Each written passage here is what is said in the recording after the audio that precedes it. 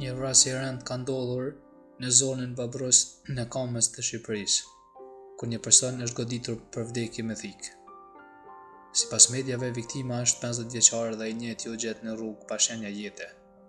Ende nuk dihet shkaqet e ngjarjes, ndërsa në vend të ngjarjes ndodhet edhe policia.